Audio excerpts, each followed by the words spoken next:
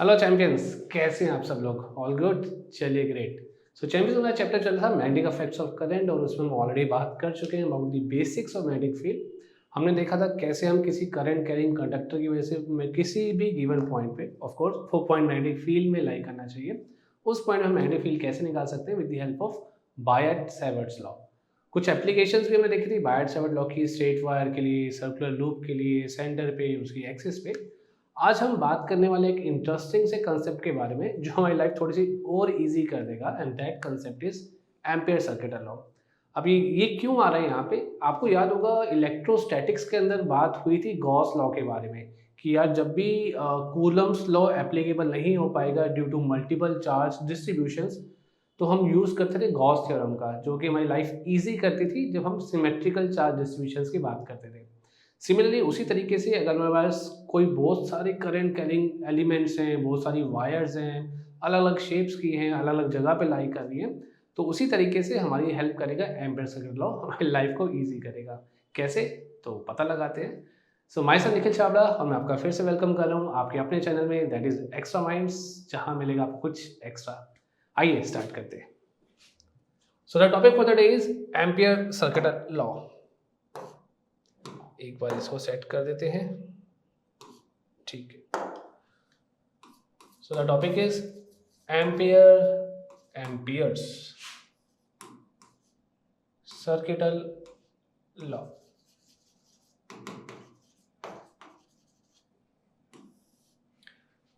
तो जैसे कि भी मैं आपको बता रहा था कि जैसे हमारे पास इलेक्ट्रोस्टैटिक्स में, इन इलेक्ट्रोस्टैटिक्स कूलम्स लॉ का एक इक्विवेलेंट भी है। Coulomb's law equivalent was Gauss theorem, जो कि हमने यूज किया था सिमेट्रिकल चार्ज डिस्ट्रीब्यूशंस के लिए। सिमेट्रिकल चार्ज डिस्ट्रीब्यूशंस, और सिमेट्रिकल चार्ज डिस्ट्रीब्यूशन एक शीट की फॉर्म में हो सकता था, सिलेंड्रिकल चार्ज डिस्ट्रीब्यूशन हो सकती है, स्फेरिकल चार्ज डिस्ट्रीब्यूशन हो सकती है। तो वहाँ पे हमने गॉस थ्योरम को देखा था, एप्लीकेशन ऑफ गॉस थ्योरम में इस चीज़ को काफ़ी डिटेल में और अच्छे से समझा था। डेफिनेटली न्यूमेरिकल्स भी किए थे, जो कि काफ़ी इंपॉर्टेंट रहते हैं इस टॉपिक में। सिमिलरली अगर हम बात करते हैं मैग्नेटोस्टैटिक्स में, इन magnetostatics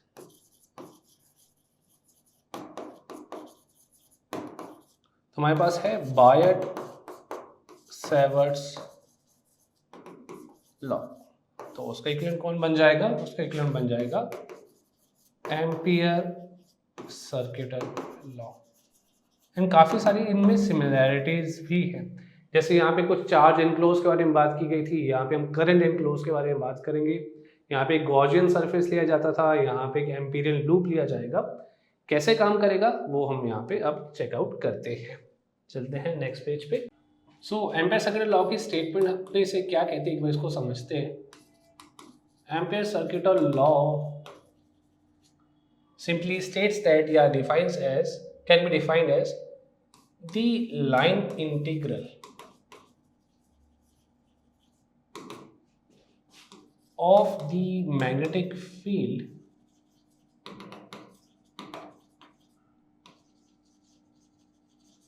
around any closed path। ये चीज ध्यान में रखेंगे, पाथ कैसा होना चाहिए? Closed path. अरे एम्पियर जी इधर कहाँ जा रहे हो? पहले हमें लॉ तो समझने दीजिए।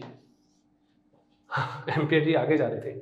सो ampere circuit law, the line integral of the magnetic field intensity या simply magnetic field around any closed path is equal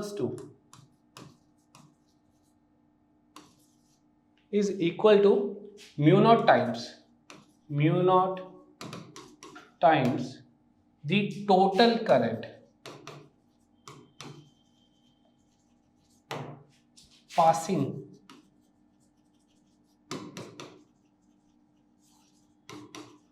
through the loop। Close path जिसको हम लूप भी कह रहे हैं, ऑल्दो इसका एक नाम भी है, नाम लिख लेते हैं। This loop is also known as Amperian loop. Amperian loop. Okay, तो लेट अस सी हमारे पास कोई वायर है जिसमें करंट पास कर रहा है से आई, उसके आसपास एक क्लोज्ड पाथ जो कि यहाँ पे आपको एक सर्कल शेप का दिखाई दे रहा है। जनरली हम सिमेट्रिकल शेप, जनरली क्या हम ऑलमोस्ट सिमेट्रिकल शेप्स को ही लेंगे बिकॉज वो सिमेट्रिकल शेप्स ही हमारे काम को आसान करेंगी। तो यहाँ पर अगर किसी मैग्नेटिक फील्ड की बात करी जाए, let us say B, so the line integral is B dot D L,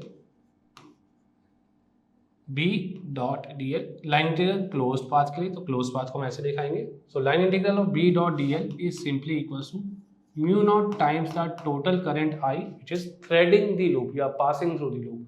loop उसको एनगल्फ कर रहा है, लूप के अंदर में कहीं पे भी वो करंट आई पास कर रहा है। अच्छा, ये मैंने बात करी सिर्फ वैक्यूम के लिए, फॉर वैक्यूम।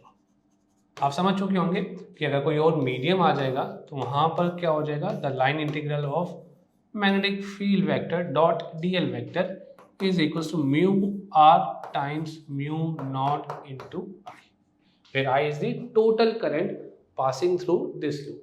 तो एम्पियर सर्किट लॉ सिंपली हमें एक रिलेशनशिप देता है। This law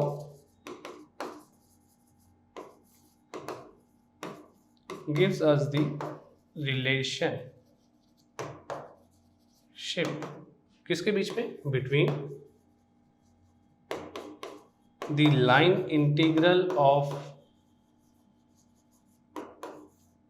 magnetic field intensity and the total current producing this magnetic field, producing this magnetic field. So line integral और मैग्नेटिक फील्ड के बीच का जो रिलेशनशिप है that is known as Ampere circuital law. तो यहाँ पे ये भी लिख सकते हैं, अच्छा, फॉर एनी मीडियम। यहाँ पे म्यू नॉट क्या है, म्यू आर क्या है, ये आप अच्छे से जानते हैं। Mu naught is simply the absolute magnetic permeability, absolute magnetic permeability of vacuum या फिर फ्री स्पेस। जैसे mu R is the relative magnetic permeability of that medium. तो इसको हम एक बार इस बॉक्स में रख लेते हैं। So this is known as Ampere circuital law. देखते हैं इसका प्रूफ, एम्पियर सर्किटल लॉ कैसे हम प्रूफ कर सकते हैं, कुछ बेसिक गाइडलाइंस कैसे हम एम्पीरियल लूप वगैरह लेंगे वो भी डिस्कस करते हैं। चलते हैं एक बार आगे। सो proof of ampere circuital law, एकदम बेसिक चीज के साथ इसको प्रूफ करते हैं। आपको याद होगा जब हमने बायट-सेवर्ट लॉ की हेल्प से मैग्नेटिक फील्ड इंटेंसिटी निकाली थी किसी एक स्ट्रेट वायर के लिए, तो magnetic field intensity at any point P वो आया था हमारे पास mu naught by 4 pi I by R, when R is the distance of the point P from the wire. Wire infinite थी, साइन 90 प्लस साइन 90 जो हो गया था 2। तो आप चाहे तो इसको ऐसे भी लिख सकते हैं, b is equals to mu naught I by R whole divided by 2 pi. ये हमने निकाला था किसी स्ट्रेट वायर के लिए, फॉर अ स्ट्रेट वायर।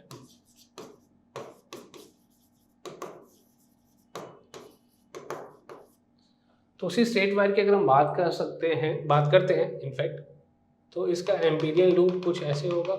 एक काम करते हैं, फिगर को यहाँ बनाते हैं थोड़ा सा और बड़ा सा। इसका एम्पीरियल लूप कुछ इस टाइप से होगा। एक पॉइंट है जो कि इस एम्पीरियल लूप पे ही लाई कर रहा है, दिस इज पॉइंट पी, जिसका डिस्टेंस है आर फ्रॉम दी वायर। यहाँ पर जो मैग्नेटिक फील्ड होगा वो कुछ इस टाइप से होगा, बी वेक्टर, और ध्यान से देखा जाए तो जो डीएल वेक्टर होगा वो भी कुछ ऐसे ही होगा अंदर की तरफ जाता हुआ। एल यहाँ पे इस एम्पीरियल लूप का क्या होगा, पेरीमीटर हो जाएगा। यहाँ पे ऑफ कोर्स सर्कल को हम सर्कमफ्रेंस ही बोल सकते हैं, बट किसी और शेप का अगर ये लूप होता तो मैं पेरीमीटर बोलता। उस पेरीमीटर का या उस क्लोज लूप का छोटा सा एलिमेंट डीएल वेक्टर अंदर की तरफ, और यहाँ पे जो मैग्नेटिक फील्ड वेक्टर है वो भी अंदर की तरफ।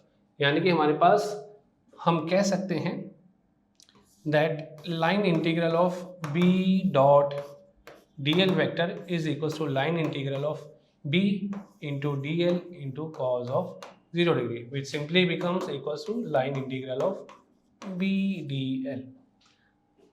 सो अगर लाइन इंटीग्रल हम सॉल्व करते हैं बी डी एल का, तो बी तो मैग्नेटिक फील्ड है, कांस्टेंट है। अच्छा, एम्पियर सर्किट लॉ में आपको ये भी ध्यान में रखना है कि जो मैग्नेटिक फील्ड इंटेंसिटी है वो हर एक पॉइंट पे कांस्टेंट है। एम्पीरियल लूप कुछ इस तरीके से चूज करा गया है कि जो magnetic field intensity B vector है उसकी डायरेक्शन ऑफ कोर्स चेंज होती रहेगी, बट उसका मैग्नीट्यूड हर एक पॉइंट पे कांस्टेंट रहेगा।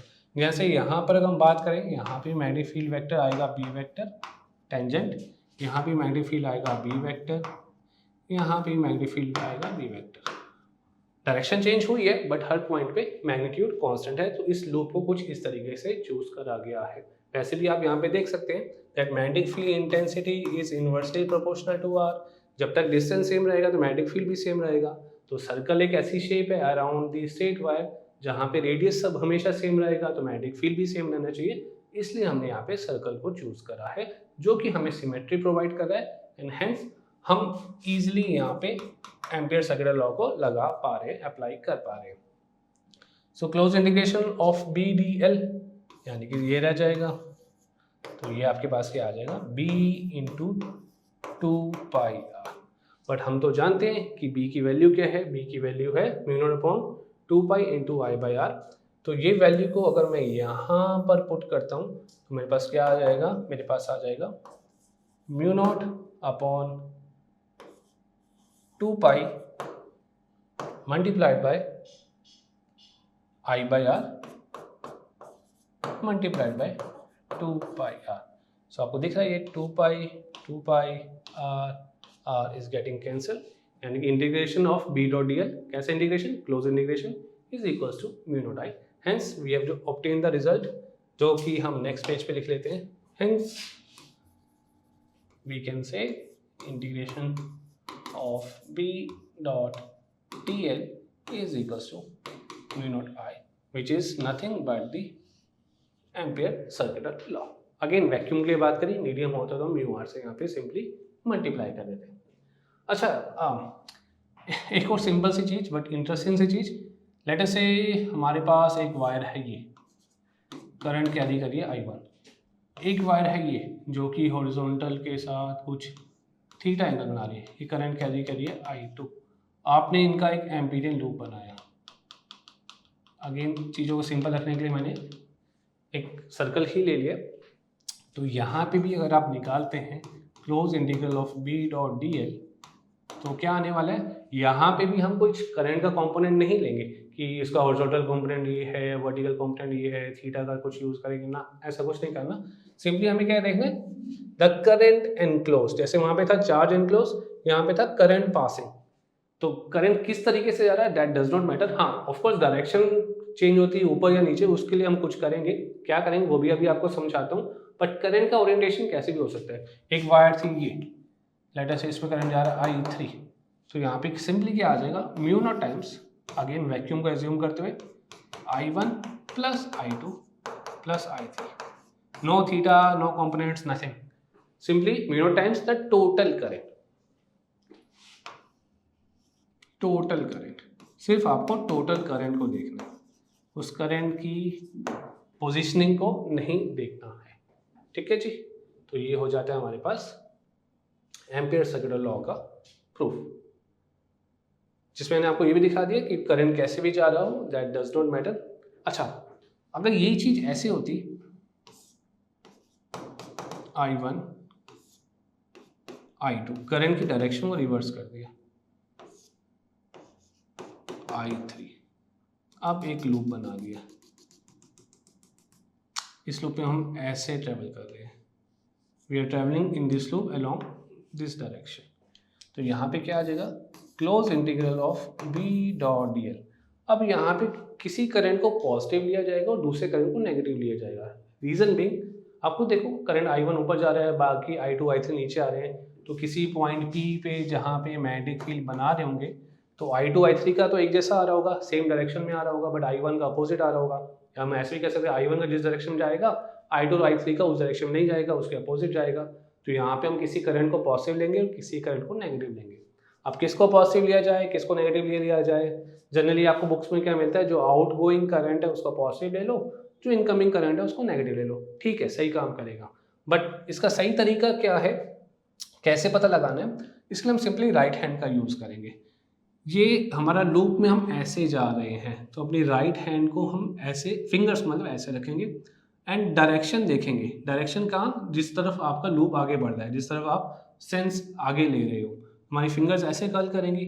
यानी कि जो बाहर की तरफ करंट होगा वो पॉजिटिव लिया जाएगा, जो अंदर की तरफ करंट होगा उसे नेगेटिव लिया जाएगा, अगर आप लूप में ऐसे ट्रेवल कर रहे हैं तो इस हिसाब से तो I1 करंट हो गया पॉजिटिव बाहर आता हुआ, I2 I3 करंट दोनों हो गए नेगेटिव बिकॉज ये अंदर की तरफ जा रहे हैं। So integration of B dot DL is simply equals to mu naught times I1 minus I2 minus I3। तो हम इस तरीके से करंट की डायरेक्शन को भी कंसिडर करेंगे जब हम एम्पीयर-सेकेंड लॉ का यूज करेंगे। That is ampere-second law. अब देखते हैं एम्पीयर-सेकेंड लॉ की कुछ एप्लीकेशंस। तो एप्लीकेशन देखने से पहले एक और चीज़ देख लेते हैं कि कुछ गाइडलाइंस हमें फॉलो करनी चाहिए, general guidelines to consider the empyrean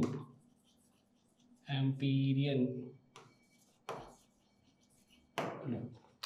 सबसे पहले तो हम बात कर लेंगे कि यार ये जो करंट कैरिंग वायर है या जो भी एलिमेंट है उसके आसपास मैग्नेटिक फील्ड किस डायरेक्शन में, वो एस्टिमेट कर लेंगे। पता चला मैग्नेटिक फील्ड जो है वो इस प्लेन में लाई कर रहा है और हम एम्पीरियल लूप ले रहे हैं इस प्लेन में, तो कोई फ़ायदा नहीं होने वाला।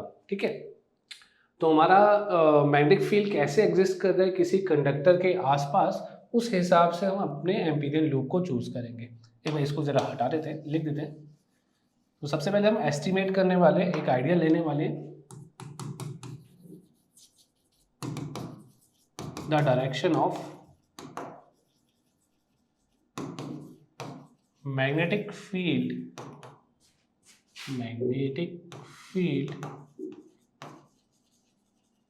around the current carrying conductor। जो भी आपका करंट कैरिंग कंडक्टर है उसके आसपास मैग्नेटिक फील्ड कैसे डिस्ट्रीब्यूटेड है। Secondly, we shall choose the Amperian loop.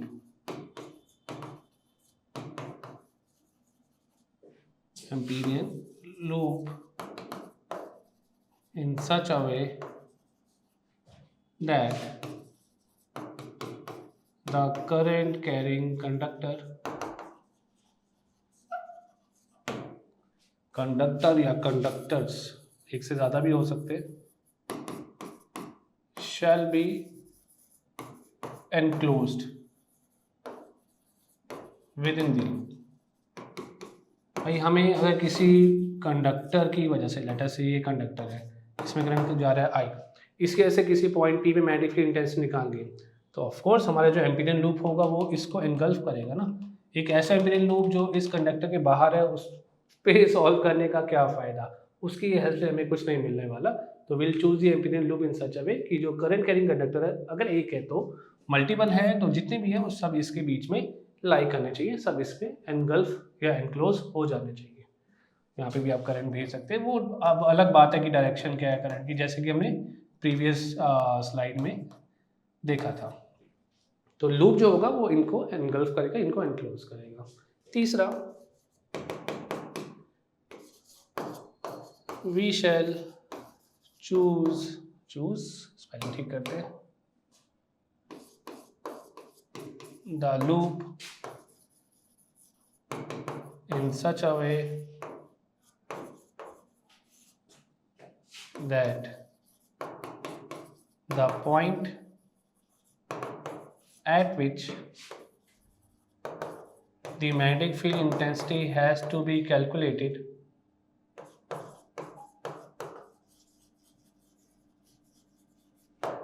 lies on the loop, वो लूप के ऊपर लाई करे। अब वैसा तो है नहीं, हमें निकालना था इस पॉइंट P पर मैग्नेटिक फील्ड इंटेंसिटी, हमने लूप ले लिया। ये क्या फ़ायदा है इसका, वहाँ तक डिस्टेंस नहीं है हमारे पास, तो लूप को वहाँ तक जाना पड़ेगा। लूप को हम ऐसे चूज़ करेंगे पॉइंट P से वो पास करेगा, तो जाके हम पॉइंट P पे मैग्नेटिक फील्ड इंटेंसिटी निकाल पाएंगे। एंड फाइनली आप ये भी कह सकते हो कि loop should be, Amperian loop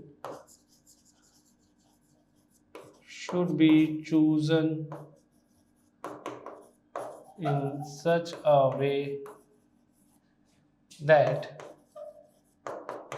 the magnetic field intensity is almost is constant at every point on the loop। Magnetic field intensity जो है वो कांस्टेंट है हर एक पॉइंट पर लूप के, या इजी टू कैलकुलेट है। अब कांस्टेंट भी नहीं है, मुश्किल भी है निकालने के लिए, तो फिर हम बायट-सावर्ट लॉ से इस पे स्विच क्यों करें। बायट-सावर्ट लॉ में हेल्प कर रहा था, हम एम्पिरिकल लूप पे इसलिए आए थे कि हमारी ज़िंदगी आसान हो, लाइफ शुड बिकम ईजी। अब मैग्नेटिक फील्ड भी कांस्टेंट नहीं है, लूप की शेप भी इरेगुलर शेप की बन रही है, वहाँ पे भी कुछ एंगल्स आ रहे हैं, तो फिर एम्पियर्स लॉ को रहने देते हैं फिर, है ना। तो हमारा लूप कुछ इस तरीके से होना चाहिए कि magnetic field should be constant at every point on the loop. तो ये कुछ गाइडलाइंस है जो हम फॉलो कर सकते हैं एम्पिरिकल लूप को डिसाइड करने के लिए कि एम्पिरिकल लूप कैसे बनेगा। काफ़ी लॉजिकल सी चीज़ें, ऐसा कुछ नहीं कि बहुत कॉम्प्लेक्स है। तो अब इनको हम अप्लाई करेंगे, इसी का हम यूज़ करना सीखेंगे कुछ एप्लीकेशंस में, तो उसको भी देख लेते हैं। Applications of ampere circuit law.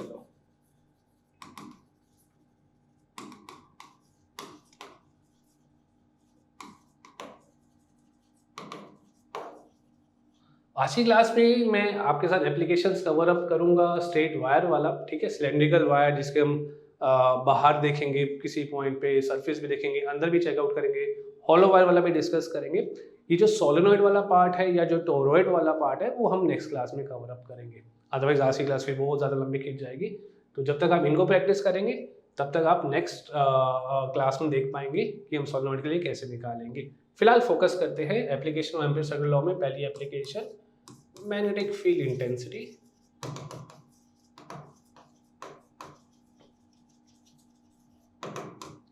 at a point due to a cylindrical solid wire लेके चलते हैं पहले, जिसका कुछ रेडियस होगा r। तो लेट अस से ये हमारे पास एक वायर है, ऑफ कोर्स वायर में करंट फ्लो करेगा तभी हम मैग्नेटिक फील्ड इंटेंसिटी निकालेंगे, बिना करंट के तो मैग्नेटिक फील्ड इंटेंसिटी भी नहीं आएगी। इस वायर का रेडियस है r, इस वायर में करंट फ्लो कर रहा है से I। अब हम क्या करना चाहते हैं, अब हम बात करना चाहते हैं किसी पॉइंट P के बारे में। एक ऐसा पॉइंट, एक काम करते हैं, इसको थोड़ा सा नीचे बनाते हैं, ये I है, पॉइंट P को यहाँ बनाते हैं। वायर की एक्सिस से इस पॉइंट P का जो डिस्टेंस हम स्मॉल r एज्यूम कर लेते हैं, ठीक है। तो अगर हम इस वायर का टॉप व्यू देखें तो ये होगी वायर जिसका रेडियस हो गया r। हम बात करना चाहते हैं किसी पॉइंट P पर जिसका डिस्टेंस है स्मॉल r, तो यहाँ पर अब एक एम्पीरियल लूप चूज कर लिया जाएगा which happens to be a circle again. तो किसी भी पॉइंट P पे जो मैग्नेटिक फील्ड की डायरेक्शन होगी वो कुछ ऐसे होगी। सिमिलरली जो करंट एलिमेंट होगा dl वेक्टर, वो भी कुछ ऐसे होगा, यानी कि थीटा यहाँ पे 0 डिग्री होगा। हम लूप में कुछ इस टाइप से चल रहे हैं, हमारा करंट हो जाएगा पॉजिटिव I। तो पॉइंट R पे मैग्नेटिक फील्ड इंटेंसिटी कितनी होगी वो हम निकालते हैं with the help of ampere circuit law, जिन्होंने हमसे कहा था, एम्पियर जी ने कहा था कि अगर आप लाइन इंटीग्रल करेंगे क्लोज पाथ के लिए B डॉट dl, वो आएगा mu naught times the total current enclosed. अब हमारा ये है एम्पीरियल लूप। एम्पियर जी की बातें मानकर हमने उनके नाम से एक लूप बना लिया, सारी गाइडलाइंस को फॉलो करते हुए कि मैग्नेटिक फील्ड कांस्टेंट रहे हर एक पॉइंट पे, फिगर सिमेट्रिकल हो, सर्कुलर, ठीक है, ताकि निकालना आसान हो, ज़्यादा कॉम्प्लेक्स ना बने। तो मैग्नेटिक फील्ड कांस्टेंट है तो ये कम, अच्छा इसको एक बार ऐसे लिख लेते हैं, बिकॉज डॉट प्रोडक्ट लिखा हुआ है तो B D L cos 0 दिखाना ज़रूरी है, is equals to mu I कई जगह आप ENC भी देख सकते हैं, तो ENC का सिंपल सा मतलब है एनक्लोज्ड। सो बी कांस्टेंट है, बाहर आ जाएगा, बच जाएगा close integral of dl, this should be equal to mu naught into I enclosed, क्योंकि आई के बराबर ही है। इस पूरी वायर के अंदर जो, इस पूरे लूप के अंदर जो करंट है वो कितना है, सिर्फ आई है। So integration of dl will become 2 pi r. The circumference of this Amperian loop is equals to mu naught into I. तो मैग्नेटिक फील्ड इंटेंसिटी सिंपली आपके पास क्या आ जाती है, mu naught I divided by 2 pi r at outside point P, किसी outside point पे। वो outside point P का distance कितना है, स्मॉल r है, from the axis of the wire. This is the axis of the wire. Simple. तो ये हमारा फर्स्ट केस, लेट अस से A। अब हम बात करते हैं B केस की, जिसमें जो पॉइंट होगा वो वायर के बाहर ना लाई करके वायर के सरफेस पे लाई करेगा। अच्छा, यहाँ पे एक चीज़ और दिख रही है, यहाँ पे हमने देख लिया magnetic field intensity is inversely proportional to the distance r। तो जैसे जैसे डिस्टेंस बड़ा होता जाएगा, पॉइंट P दूर होता जाएगा, मैग्नेटिक फील्ड डिप लेता चला जाएगा, है ना, कम होता चला जाएगा। अभी हम लास्ट में जाके इसको ग्राफ की फॉर्म में भी प्लॉट करेंगे पूरी वायर के लिए, बट उससे पहले पॉइंट B के बारे में बात कर लेते हैं। एनी पॉइंट सरफेस पे, तो लेट अस से S मान लेते हैं, line on the surface of the cylindrical wire. तो अभी आपने देखा मैग्नेटिक फील्ड इंटेंसिटी का फॉर्मूला किसी आउटसाइड पॉइंट के लिए क्या आया था, mu naught I divided by 2 pi R. तो कोई पॉइंट S जो कि सरफेस पे लाई कर रहा है, सिंपली उसका डिस्टेंस कितना हो जाएगा, वायर के रेडियस के बराबर। सिंपल है। तो यहाँ पे हम क्या करेंगे, स्मॉल r को रिप्लेस कर देंगे कैपिटल R से, mu naught I upon 2 pi r, यानी कि मैग्नेटिक फील्ड इंटेंसिटी जो है वो सरफेस पे हो जाएगी 2 पाई r के बराबर। तो ये हो गया for a point on the surface.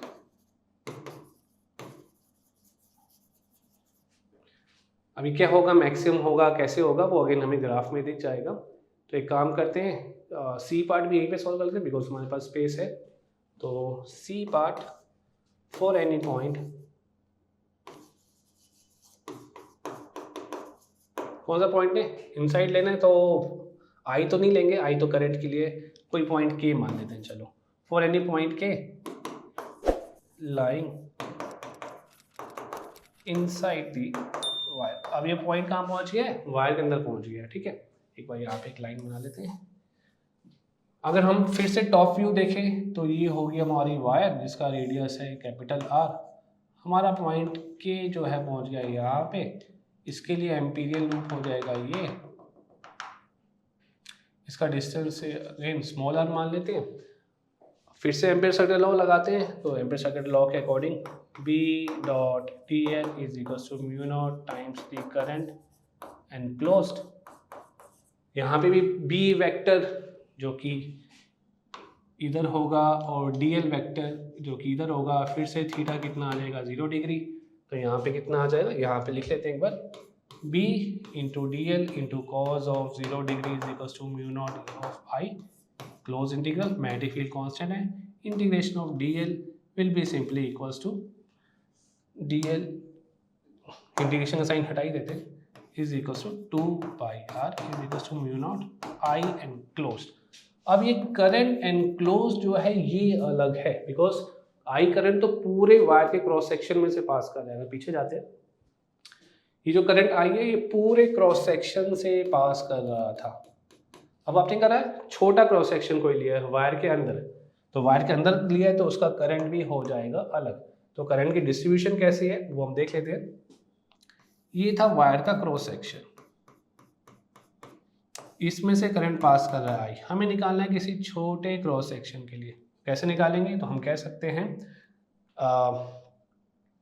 Current upon area, current upon area ये कांस्टेंट रहेगा। अच्छा, बाय द वे एक टर्म होती थी हमने पढ़ी हुई है, कहाँ पे, करंट इलेक्ट्रिसिटी में, याद आ रहा है आपको, याद करो याद करो याद करो, कुछ डेंसिटी ऐसा कुछ, हाँ बिल्कुल ठीक, करंट डेंसिटी।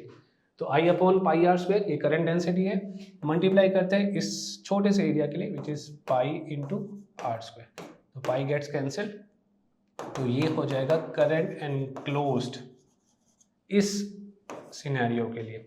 सो हम लिख सकते हैं B into two pi R is equals to mu naught I R square upon capital R square.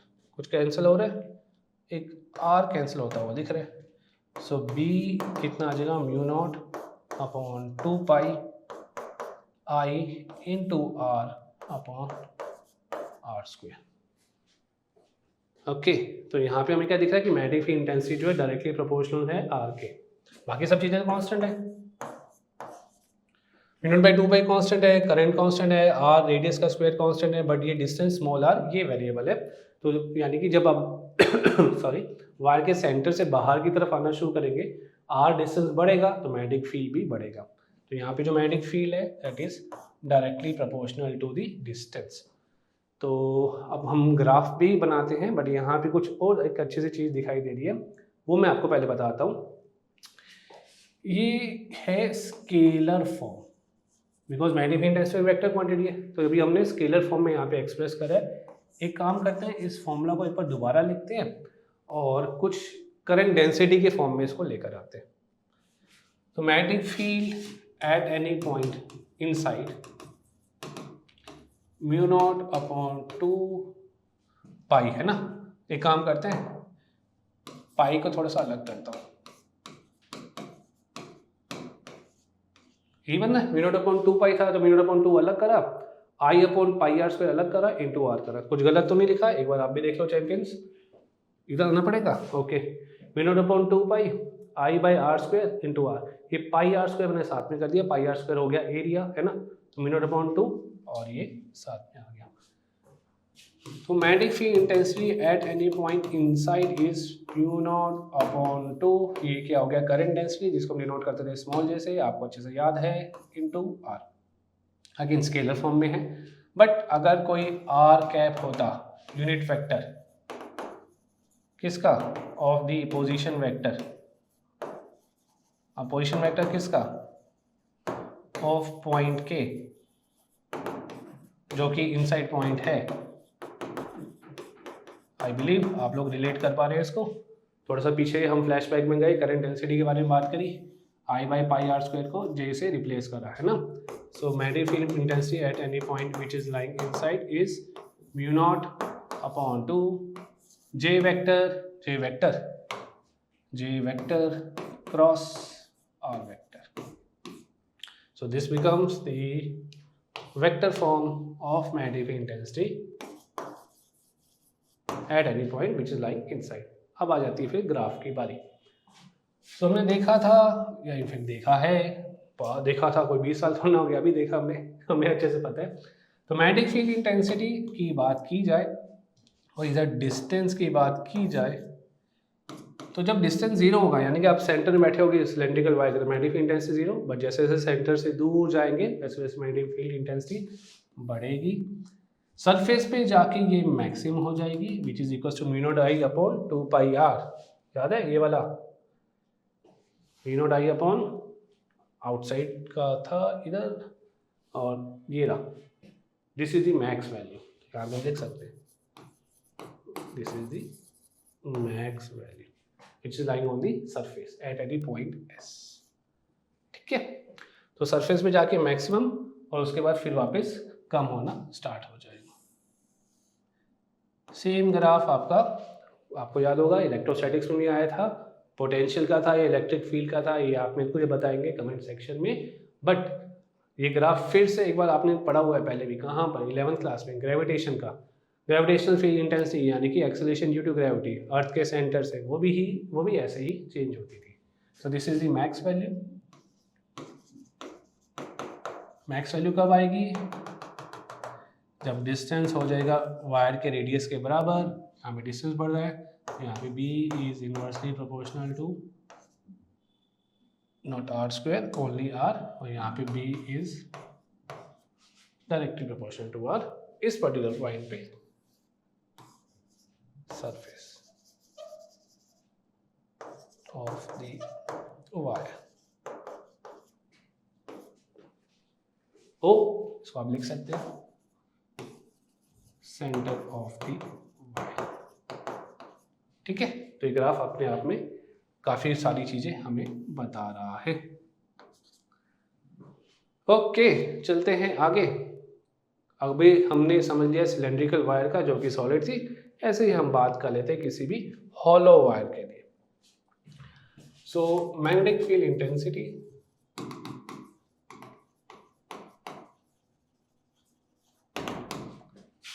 at a point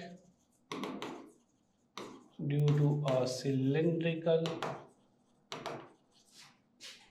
hollow wire। तो हमारे पास क्या है, वायर, और इस बार वो वायर कैसी है, हॉलो है।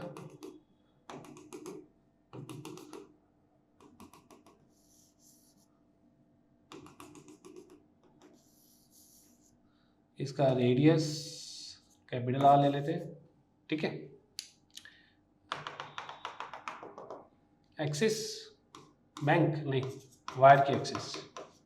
ठीक है करंट पास कर रहा है आई। अब करंट कहाँ से पास करेगा, सिर्फ इसके आउटर सरफेस से, ये वाला। ठीक है, तो यहाँ पे करंट पास कर रहा है ऊपर की तरफ से आई। तो फिर से बात कर लेते हैं 3 केसेस में। Point P lying outside at a distance R। कहाँ से, from the axis of the wire. Axis bank में इसका अकाउंट है, तो कितना है, R नाम का अकाउंट है। जस्ट जोकिंग, डिस्टेंस है यहाँ पे R, पॉइंट P का वायर की एक्सिस से। तो ये कुछ से पॉइंट P डिस्टेंस R पे लाई कर दे। तो फिर से वही Ampere second law, integration of B dot dl। कैसा integration, close integration, open integration नहीं करेंगे और रिजल्ट आएगा गलत। V naught times of current enclosed, तो B integration of dl is again 2 pi r is equal to mu naught of I। तो B आ जाएगा mu naught I divided by 2 pi r। Nothing different या no difference है ना। Current I enclose इतना ही रहेगा because point P लाई कर रहा है बाहर। एम्पीरियल लूप जो होगा, अगर एम्पीरियल लूप को मैं यहाँ पे एक बार अलग कलर से दिखाऊं, ये हो जाएगा आउटसाइड पॉइंट के लिए एम्पीरियल। ठीक है जी, तो आउटसाइड पॉइंट हमने डिस्कस कर लिया। सेम फॉर्मूला आ गया, सेम रिलेशनशिप जैसे हमने पहले देखा था। अभी बात कर लेते हैं पॉइंट बी के लिए। आ जाओ वाइट कलर, फिर से वापसी। Point S on the surface, again no change. क्यों कोई चेंज नहीं है, बिकॉज सिंपली आर को हम कैपिटल आर से रिप्लेस कर देंगे। सो ये आ जाएगा mu naught I divided by 2 pi R. Again same formula, same relationship जैसा कि हमने पहले देखा था। ओके, अब आता है तीसरे पॉइंट में कुछ नया, कुछ अलग, और बहुत ही अलग नहीं है। आप सिंपली उसको समझ पा रहे होंगे कि यार अंदर तो करंट है ही नहीं। जितना करंट है वायर के आउटर पेरीफेरी से जा रहा है, आउटर सरफेस में जा रहा है। जब अंदर करंट ही नहीं जा रहा, और एम्पियर ने हमसे कहा था अपने सर्किट लॉ में कि आप वही करंट लेना जो करंट एनक्लोज होगा, तो सिंपल सी बात है, हॉलो के लिए current enclosed for any point which is like inside would be 0। बिल्कुल ठीक, आप सही कह रहे हैं, मैं भी वही चीज़ कह रहा हूँ जो आप कह रहे हैं कि जो करंट एनक्लोज्ड होगा वो हो जाएगा 0। तो integration of B dot dl is equal to mu naught I. अब इंटीग्रेशन करने का क्या फ़ायदा जब करंट ही नहीं है, तो B inside is equal to 0 for a hollow wire. तो क्या हम इसको दिखाएंगे ग्राफ में? चलो दिखाते हैं ग्राफ में। तो मैग्नेटिक फील्ड इंटेंसिटी की बात करते हैं, यहाँ पे डिस्टेंस की बात करते हैं। तो मैग्नेटिक फील्ड इंटेंसिटी 0, कोई मैग्नेटिक फील्ड इंटेंसिटी नहीं है। कब तक नहीं है? जब तक आप सरफेस पे नहीं पहुंच जाते। जैसे ही सरफेस पे पहुंचोगे तो मैग्नेटिक फील्ड इंटेंसिटी हो जाएगी मैक्सिमम, यहाँ पे पहुंच गई, उसके बाद फिर कम होती जाएगी। बिकॉज उसके बाद तो magnetic field intensity is inversely proportional to the distance. यहाँ पे होगी मैक्सिमम, मैक्सिमम की वैल्यू आप जानते ही हैं क्या होती है, मैक्सिमम कहाँ हुई, सरफेस पे हुई, ये हो गया सेंटर ऑफ द वायर। तो सेंटर से लेकर सरफेस तक कोई मैग्नेटिक फील्ड इंटेंसिटी आपको नहीं मिलेगी, सरफेस पे आते एकदम शूट करके मैक्सिमम पहुंच जाएगी और उसके बाद ग्रेजुअली डिस्टेंस के साथ कम होती जाएगी जितना आप वायर से दूर जाते रहेंगे। सो this is the case for hollow wire. तो ये है हमारा वायर के लिए। तो एक काम करते हैं, आज यहीं तक रखते हैं। आज की क्लास में काफ़ी सारे कंसेप्ट हो गए आपके पास, काफ़ी सारी डेरिवेशंस और फॉर्मूलाज आ गए, तो इनको आप अच्छे से पढ़ सकते हैं, प्रैक्टिस कीजिए, रिवाइज कीजिए। क्वेश्चन इसके फॉलो करेंगे हम आने वाली क्लासेस में। नेक्स्ट क्लास में हम इसकी बाकी बची हुई एप्लीकेशंस को कवर अप करेंगे जो कि इम्पोर्टेंट है एग्जाम पॉइंट ऑफ व्यू से। तो तब तक पढ़िए, रिवाइज कीजिए। All the best, bye bye.